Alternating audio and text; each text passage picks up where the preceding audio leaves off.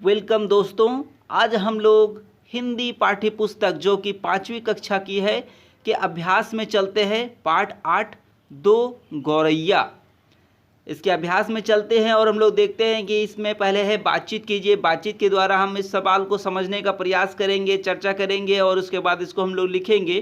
तो पहला प्रश्न है क, पिताजी कहते हैं कि यह घर सराय बना हुआ है, हम तो जैसे यहाँ के मेहमान हैं, घर के मालिक तो कोई दूसरे हैं। अब आपको इस को पढ़ने के बाद चर्चा करना है और घर का मालिक कौन है पता करना है। फिर पिताजी ऐसा क्यों कहते होंगे ये भी जानकारी करके लिखनी है। तो जैसा कि आप जब कहानी को पढ़ रहे थे उस समय आपने देखा कि पिताजी ऐसा कह रहे हैं, क्यों ऐसा कह रहे होंगे अंदाज़ा लगाइए आप। क्योंकि उनके घर में चूहे, बर्रे, तोता, गौरैया से उनका जो घर था लगभग भरा हुआ था। हमेशा तरह तरह के पक्षी आया जाया करते थे और वहाँ अपना डेरा जैसे जमा दिया करते थे और अपने मर्जी से आ जाना और घर बनाना और रहना। तो इससे उनके पिताजी परेशान हो गए थे, कभी कबूतर से, कभी तोता से, कभी चूहों से और आखिरकार गौरैयों से। इसलिए उनको पता ही नहीं चला कि मालिक हम हैं। अगर तो मेरे अनुसार तो कुछ हो ही नहीं रहा। जिसको जो समझ में आ रहा सब अपने अपने मालिक हो, चाहे पक्षी हो, जंतु हो, जीव हो या जो भी उनके घर में है, सब मालिक अपने आप को समझ रहा। अपने मन से लोग आ रहे हैं और रह रहे हैं। तो कहानी का उत्तर को मैंने इस प्रकार से लिखा। कहानी के अनुसार, इसका उत्तर को देखिए, उत्तर यहाँ ऐसा लिखेंगे, कहानी के अनुसार घर का मालिक वह होता है जिसकी इच्छा से घर में काम होते हो।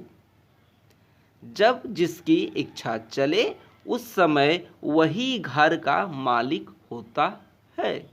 इसमें मनुष्यों से लेकर पशु पक्षी आदि भी शामिल हो सकते हैं।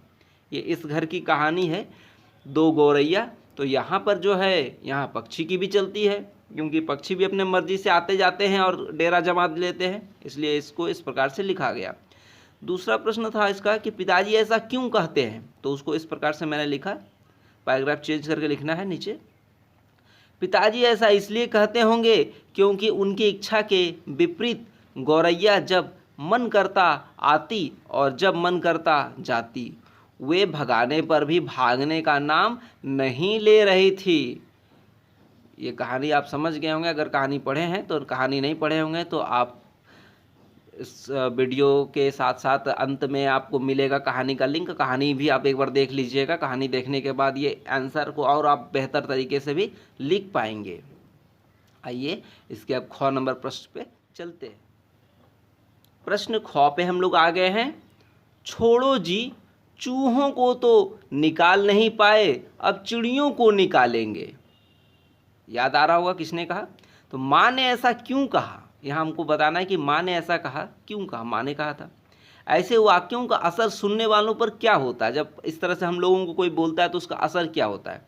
तो आइए माँ ने ऐसा क्यों कहा होगा ये देखते हैं। पहले वाला का आंसर, माँ ने ऐसा दो कारणों से कहा होगा। पहला, वे चूहों से बहुत परेशान थी और दूसरा, वे लेखक के पिता को चिड़ियों को निकालने की चुनौती देना चाहती थी। ये दो वजह हो सकता है। पहला वजह हमने लिखा कि पहला था वे चूहों से बहुत परेशान थी और दूसरा, वे लेखक के पिताजी को चिड़ियों को निकालने की चुनौती देना चाहती थी। ये दो कारण थे। और उसके बाद वाले प्रश्न को हम लोग ऐसा लिखेंगे, ऐसे वाक्यों का असर सुनने वालों पर क्या होता है। जब कोई सुनते हैं इस प्रकार के वाक्य तो उन पर एक क्या असर होता है देखते हैं। ऐसे वाक्यों का असर सुनने वाले पर चुनौती के रूप में होता है, उसको लोग चुनौती के रूप में लेते हैं। ऐसे वाक्यों का असर सुनने वालों पर चुनौती के रूप में होता है। इसे चुनौती समझकर सुनने वाला कार्य में सफलता पाने के लिए एड़ी चोटी का जोर लगा देता है। आप लोग के भी साथ कभी ऐसा होता होगा इसलिए इसको मैंने यहाँ पे इस प्रकार से लिखा। आप लोग भी किसी काम को चुनौती के रूप में जब लेते हैं तो एड़ी चोटी जोर लगा देते हैं, और उसी प्रकार लेखक के जो माँ है वह चुनौती के लिए उनके पिताजी को इस प्रकार के वाक्यों का प्रयोग करती है, ताकि उनके पिताजी जो हैं लेखक के, वह चुनौती स्वरूप ले और उसको भगाने में सफल हो।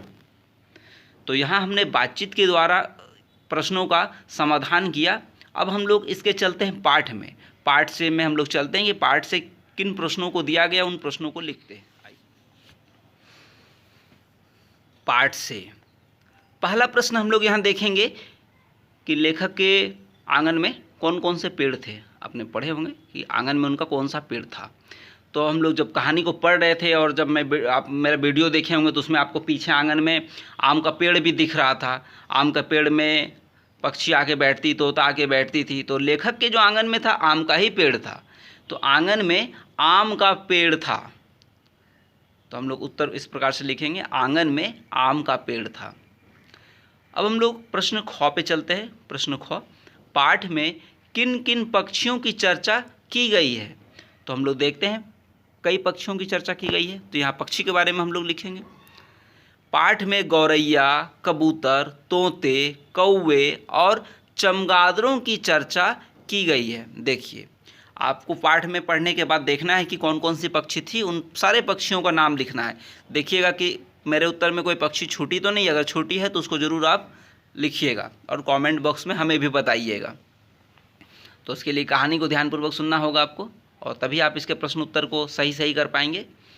तो हमने यहाँ लिखा है, पाठ में गौरैया, कबूतर, तोते, कौवे और चमगादड़ की चर्चा की गई है। अब आइए प्रश्न ग में चलते हैं।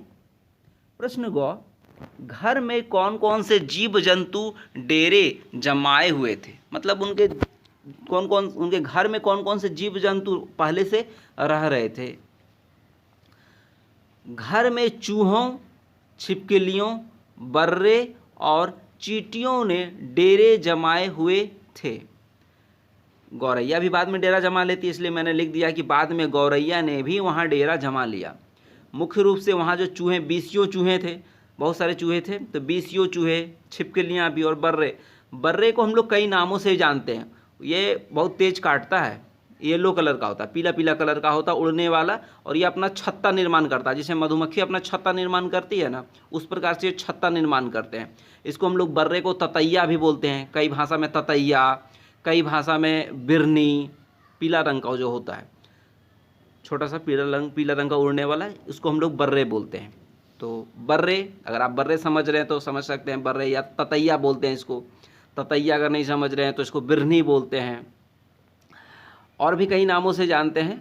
बंगला में आपका कुछ अन्य नाम होगा, जैसे इसको बोलता भी बोलते हैं, येलो कलर का जो होता है। तो हमने यहाँ पे लिखा, घर में चूहों, छिपकलियों, बर्रे और चींटियों ने डेरा जमाए हुए थे। बाद में गौरैया ने भी वहाँ डेरा जमा लिया। इस प्रकार से गौ नंबर हमारा प्रश्न कंप्लीट हो गया। आइए हम घ नंबर में चलते हैं। प्रश्न घ, माँ ने गौरैया को बाहर निकालने के लिए पिताजी को क्या सुझाव दिया। आइए, माँ का सुझाव क्या था।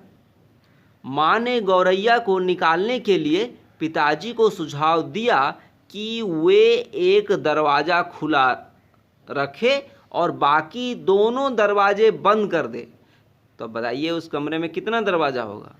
तो पता चल रहा कि दो तो बंद ही कर देना, एक खुला रखना, यानी कि इसमें 3 दरवाजे थे। तो 3 दरवाजे थे, तो कभी इस दरवाजे से निकलती गौरैया और उस दरवाजे से आ जाती थी। इसलिए माँ ने सुझाव दिया कि 2 दरवाजे को बंद कर दिया जाए और एक दरवाजे को खुला रखा जाए। तो ये माँ का सुझाव था। यहाँ ये घ नंबर हुआ। अगले प्रश्न पर चलते हैं।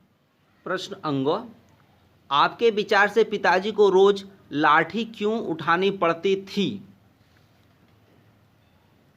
इसका उत्तर इस प्रकार से हम लोग लिखेंगे, पिताजी को रोज लाठी इसलिए उठानी पड़ती थी क्योंकि दोनों गौरैया रोज रात को फिर से घर के भीतर आ जाती थी और उनका कालीन खराब कर देती थी। यहाँ तक मैंने लिखा, इसलिए पिताजी को रोज लाठी उठानी पड़ती थी, आप समझ गए, रोज़ लाठी क्यों उठानी पड़ी। तो इसलिए क्योंकि दोनों गौरैया रोज़ रात को वापस आ जाती थी घर के भीतर, जैसे भी आए वो पहुंच जाती थी और उनका कालीन खराब कर देती थी। इसलिए पिताजी जिद पे अड़े थे और उनको भगाना चाह रहे थे। इसका अंतिम प्रश्न की ओर चलते हैं। प्रश्न 4, गौरैया दूसरी जगह क्यों नहीं जा रही थी? गौरैया दूसरी जगह क्यों नहीं जा रही थी? अब इसका उत्तर को इस प्रकार हमने लिखा, आप तो जान ही रहे हैं, अगर कहानी को सुने ध्यान से तो आपको पता चल गया होगा कि गौरैया दूसरी जगह क्यों नहीं जा रही थी। घोंसले में गौरैया के अंडे थे, इसलिए गौरैया दूसरी जगह नहीं जा रही थी। अंडे को छोड़कर नहीं जा सकती थी, अपने अंडे को लेकर भी नहीं जा सकती थी, इसलिए गौरैया किसी भी हाल में वो अपने घोंसले पे वापस आना चाहती थी। इसी के साथ धन्यवाद आप लोगों का वॉच करने के लिए, देखने के लिए धन्यवाद बहुत बहुत। और यदि आपको मेरा पढ़ाया हुआ अच्छा लगे तो मेरे चैनल को ज़रूर लाइक और सब्सक्राइब कीजिएगा। धन्यवाद दोस्तों।